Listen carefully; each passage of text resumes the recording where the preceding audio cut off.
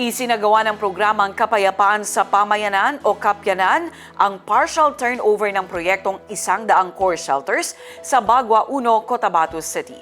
Ito ay may solar-powered lighting system at mayroon na ring supply ng tubig. Ayon sa programa, bahagi ito ng patuloy na pagsisikap ng BARM government na tugunan ang pangangailangan sa desenteng pabahay at isulong ang kapayapaan sa komunidad. Ang Partners in Peace and Progress story mula kay Marcus Uy. Ang partial turnover ng 100 core shelter units sa Sitio Pagalungan, Purok Mabagel, Barangay Bagua 1, Cotabato City ay sinagawa noong December 22, 2025. Pinangunahan ang aktibidad ng Acting Senior Minister at kasulukuyang Project Manager ng Kapyanan na si Abdullah Kusain. Kinilala nito ang mahalagang papel ng Ministry of Public Works sa ilalim ng pamumuno ni Minister Edward Guerra na nagpanukala at nagbigay ng pangalan sa programang Kapayapaan sa Pamayanan or Kapyanan noong fiscal year 2020.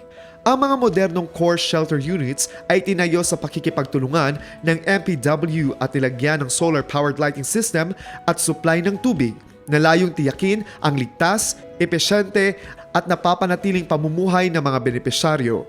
Ang proyekto ay isa sa mga pangunahing programa ng Office of the Chief Minister na nakatuon sa pagbibigay ng panglipunan at pang-ekonomiyang seguridad sa mga komunidad sa Bangsamoro.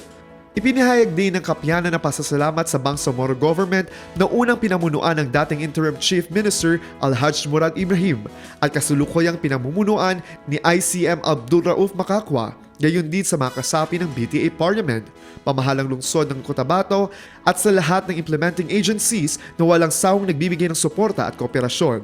Ayon sa mga opisyal, ang Kapyanan ay patunay ng matibay na paninindigan ng Bangsamoro government na tugunan hindi lamang ang pangangailangan sa pabahay, kundi pati ang pangmatagalang seguridad, kabuhayan at kapayapaan ng mga mamamayan.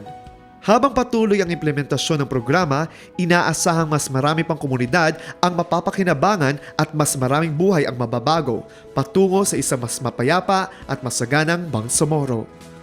Marcus Uy, iMinds, Philippines.